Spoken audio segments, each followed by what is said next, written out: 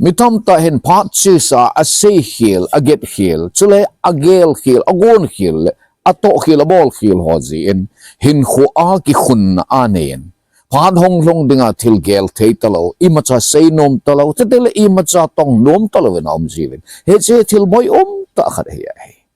chia chu tu ni kho he Phatchesa a Nabolkhel hozi in phan hong long dinga na Hinkho Kisuhmuna hen ti thua holim na nei dio ai Phatchesa Nabolkhel ho chu phan hong long dinga na Hinkho din mun phaji ana din na ding su boina anawan cha lo ding ai Phatchan anangai rin lang mihimin a Nabolkhel a ke het do he a chi na ai amawang a Nabolkhel zi a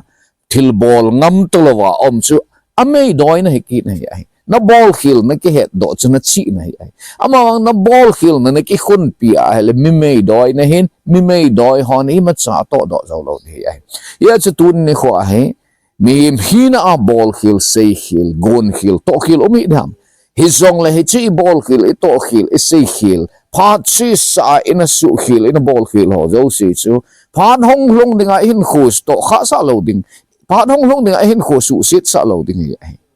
Phatchan he chi holim na he anangai leo chen Phatchesa Nabolkhel na sei khil na gon khil to khil ho ya ke si ngui ngui ya no ma nang le nang na ki thim mo na zo si chu mang ding na Hinkho na long gel a tha be anaman cha phan hong long dinga til na gel na go na to thei kit ding ya hi ala tu na van chan ana sei ta heten akhat na a chu Phatchesa Nabolkhel chu nahi na hilo hi ai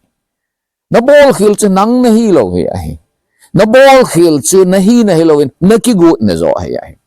ala tu na te ka nan sei ta hate football pe team ho jing jang chana pe ti lo wa chu gol kum khilo tam ta umai chu ai lo le a tournament a hong din ti lo wa chu bol khilo tam ta ma chu ko chon jong pho ta pho cha sen chu I bola na bol khil ha ma ti chu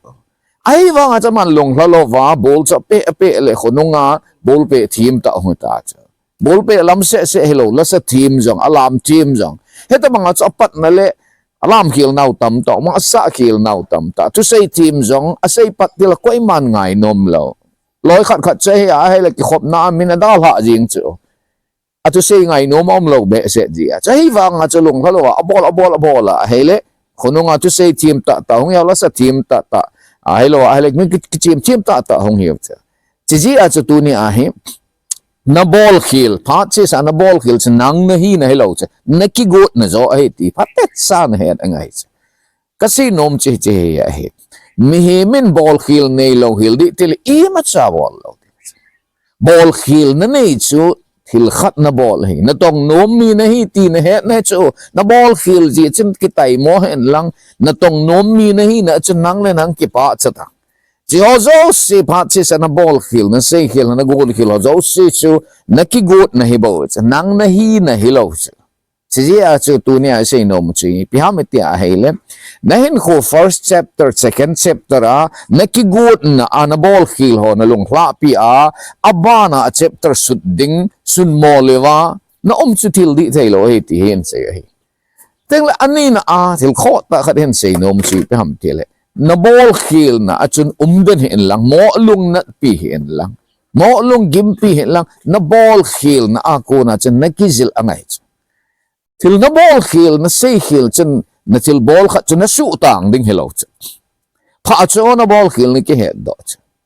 na gon til gon akhil ni ke het do chen pa ama wang het si a chen na om den na lung nguya lung hla no om ding helo het si a ko na che khonung ting le I tile apa su cha ka gon te dam ti kizil na ana man ding Phatchan anangai melang bol khil kiti hi ama sai se bunga preparation he ki gut nai bo cha hili bol ji achi bol khil ma chi hin bol kha na dinga ki bol khil he teng le bol khil kiti hi pi ha meti a he lesson he experience he min a bol khil a ko na experience hen ne ya hen bol kha che bol kha na dinga bol khil uma he chỉ riêng chỉ bol khil na a chu lung hla da ya loading kisu lung hla sa loading he chi a ko na lesson kizil zo ding he ai ti he en se he ani na a he teng la atom na se no chi pa ma ti a le Phatchesa Nabolkhel ho chu na chi mang sa angai chu mi tam ta he Phatchesa zinga chu Phatchesa an ki sili na na ya Phatchesa hona gela ta chu Phatchesa na le tu ki ti Phatchesa na man thelo ding chu mi tam ta tu ki ti pha na lungui ta a ho lung hada ya ho Phatchesa na la hi wa chu ata sau tu pe na he la alung gelo he Phatchesa jing jing chu na Nabolkhel na say heal na get heal Hichi ho zo si ai lo le min na eng bol ham min na su gen the na hichi ho na lung na chana singa hele ai lo le nang le lang kitai mo na chana bol na chana singa hele tu ni a dinga phat ki pa ta na man thei lo ding zinga dinga jong thil na god thei lo ding hey en se ai tu ki ti phat he important es til kho Phatchesa cha chisa ta chana bol kha ta na bol khil ta ta na bol kha la ki pa ma chu ana na bol khil ho chana gel ding helo phan a chi dung ju ya chi ho yong chana chi lep sa tu ki ti phan hen i pi gel lang phading ham tu ki ti phan hen i tabang chul hu na sim lang phading ham tu ki ti phan hen pha dong long dinga i tabang thil gon nei lang phading ham ti zo a chana ki sa lung gim ding chu na to ding khat na gold ding khat na gel ding khat chu phat san ki pa tan gel la chun Phatchesa chu acham a chi lep ding ta chu me men til hi mo hai mil the hi lo chu hai mil e gold le ki gel che na hai mil de a Phatchesa an lung gel na man cha sang a chun a phachum zo dinga tu phat na hin na lung gel chu mang chale chun Phatchesa til ho chu na hai mil ding Phatchesa hai mil na phapen chu tu ki ti phat ki pa ta amana phat hong hlong dinga thil gon nei hi Phatchesa hai mil na hi ai chia chu tu ne en sei no mu chi pi ha ma ti le Phatchesa na sei khil na bol khil alo na su khil ho he che experience na ni ho na chi lep sa tu ki ti phat hi alo len thei pen dinga na man ding te le phat hong hlong dinga til na ki good ding he ai ti hin se he ting la alina se no mu chi pi ha ma ti a hele na Hinkho ki pa ta amanding chu ting le Phatchesa na bol khelo ki su boi sa lo ding na ti a hele nang na hin til kho te mi him ho cha ta na kya he ngai chi mi him tam to along hla dai na ai lova hele eti ti ha depression hi now hi akivo pi ho ji jong chi akivo pi ho chun ama til kho him lo a bol khil chu ri mai na bol pi ji ngai lu ve ke saven tin na la sap na hi chi o ngai lu na nei tai la sam nei sei pi chu ki pa ma chu ni chu la de chu ama mi tam ta na ki vo pi chu negative sap te na ti thil aphalo lang jinga lo ho to na ki vo jinga hele na Hinkho a ki pa ta Hinkho na man thei lo khat ve kom le eitil kho lo ding mi him ho ei sulung hadai te ding mi him ho ikinai pi dol iso pi na hi ai sang kai dol i loi pa i gul pa he jong le e chi ho te relationship chu su tan ngai chu a chu ti lo wa ai le na thisana job deal ai lo le na thal le na jong job deal chi ji a chu do na ka sei nom chu i pya ma tel nang na hin til kho te nang na hin pa cha te ai lo le tha hat nan lung thim tha nan na pi be the Khonung na Hinkho na man na dinga na lo le na ki to pi the ho chu to na ki het to ding chu pa melin ki mutu te hi jong lao chun mi him chu a holim da na jong het ding chu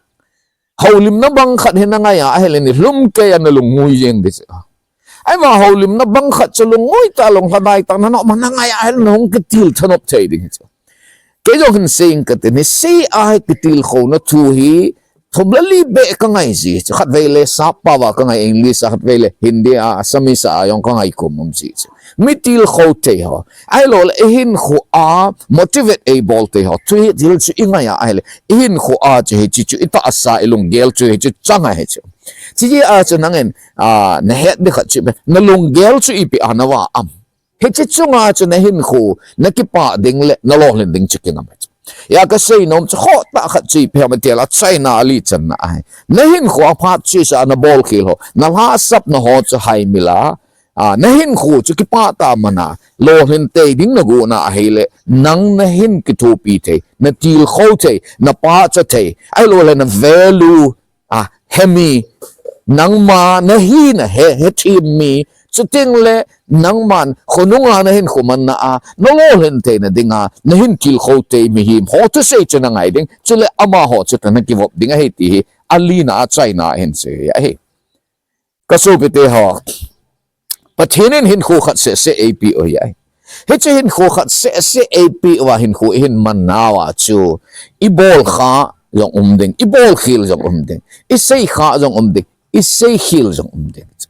ipauzi a chu mihil ho yong chun a mihil na a cha sei wal jep jong umte a sei ling zil lel jet go umte chu alam ho yong chun alam na alam khil jep jong umte chu kichim ho na kichep khil jep no umte chu ip ton business bol ho jong abul pat na lama chu abol dan chep lo ji abol khil jep umte chu ji a chu Phatchesa i bol khil hi na hilo chu he chu ikigot na hibaw chu nakigot na ana losap na chu nahi na ana gel kha a hele losap na na nei pai de chu ama wang Phatchesa na sei khil na bol khil na get khil na gon khil ho chu nahi na hilowin na chu na ding hilowin nakipat na zo a hin a chapter amasalang zo a hin tu a chapter a chai na langa chu nahin kho lo hin na dinga chu nikithopia hong pang de tengle na bol khil ho chu na to khil ho chu lesson hi bawa chu hi chu atsay na hilovin nakihil na ding zo ay bawat siya chu tu ni ay nahin ko naman na Khonung lohlen na nanayte na ding na bol ding khota chi pihamantil Phatchesa na bol khil ho chu